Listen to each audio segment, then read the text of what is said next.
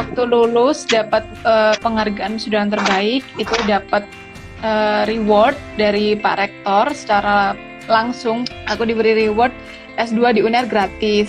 Tapi waktu itu aku juga lagi proses pendaftaran beasiswa LPDP dan juga lagi proses daftar ke Swedia. Pada akhirnya setelah konsul ke beberapa dosen dan juga beberapa warek juga, disuruh ya udah yang UNER jalanin dulu aja gitu. Nanti kalau misalnya LPDP lolos, ya udah kamu kalau mau kejar yang LPDP yang di Swedia nggak apa-apa, monggo. Beasiswa LPDP itu terbagi atas 3 kategori. Yang pertama, kategori afirmasi. Yang masuk kategori afirmasi ini ada teman-teman yang punya prestasi yang sampai internasional gitulah.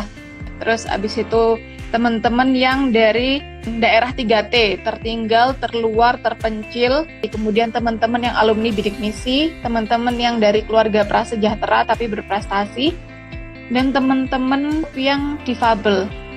Nah, kemudian kategori kedua itu ada targeted group. Jadi targeted group itu untuk teman-teman yang ASN, TNI, Polri, sama dosen. Ada juga yang terakhir itu reguler. Teman-teman yang nggak masuk ke afirmasi sama yang tadi targeted group bisa masuk lewat jalur reguler.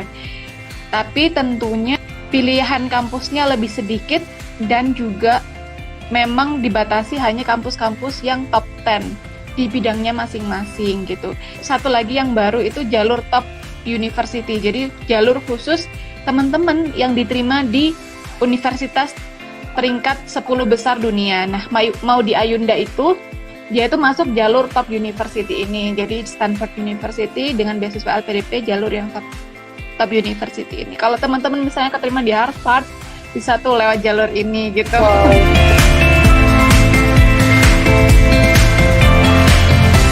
Sebenarnya bisa ada 2 skema, bisa daftar kampusnya dulu, baru daftar LPDP ketika udah punya LOE dari kampus, atau daftar LPDP dulu, baru nyari kampusnya atau daftar kampusnya gitu. Tapi memang lebih baik kalau kita sudah punya LOE dari kampus. Kemungkinan diterimanya itu memang sepertinya sedikit lebih besar gitu. Dan kita juga nggak gambling kan, kita masih bingung mau kuliah di mana, tapi kita udah daftar beasiswanya. Sebenarnya nggak apa-apa sih gitu. Nanti di LPDP juga diberi waktu sekitar 1,5 tahun untuk mendaftar kampusnya kalau misalnya belum punya kampusnya. Nah, nanti teman-teman pertama kali daftar itu harus buka websitenya LPDP, www.lpdp.kemenkeu.go.id. Nanti teman-teman cari menu untuk beasiswa pendidikan Indonesia namanya, dan itu teman-teman buat akun. Nanti teman-teman buat akun, isi data diri. Nah, itu nanti ketika sudah waktunya pembukaan pendaftaran, teman-teman tinggal mengikuti alurnya. Jadi ngisi form yang kemudian nanti akan muncul kalau sudah waktunya pembukaan pendaftaran. Nanti sudah kita upload berkas-berkasnya di-scan, misalnya kayak surat keterangan bebas TBC untuk yang tujuan luar negeri, surat keterangan bebas narkoba, ijazah, dan lain-lain. Nanti banyak banget filenya.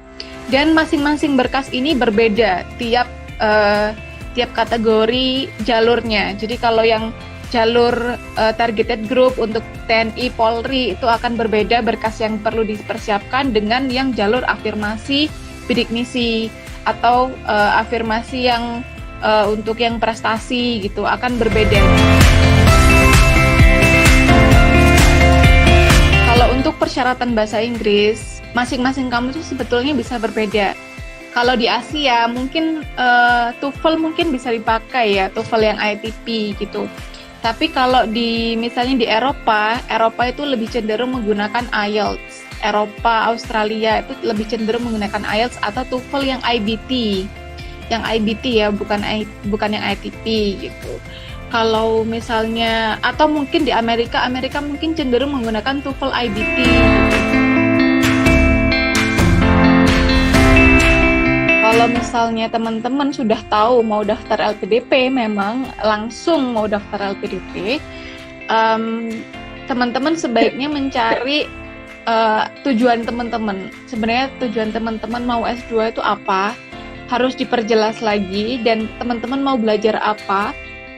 Kenapa belajar itu pertanyaannya kelihatannya simple, tapi sebetulnya itu sangat-sangat mempengaruhi langkah teman-teman selanjutnya, termasuk nanti saat mengikuti seleksi LPDP.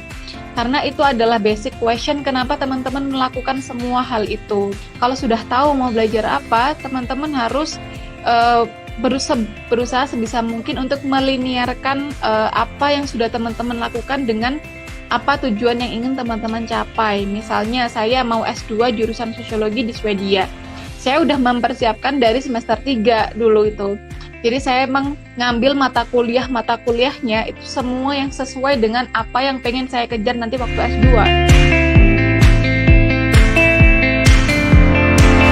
Betul sekali. Kita ibaratkan diri kita sebagai orang yang menginterview kita gitu.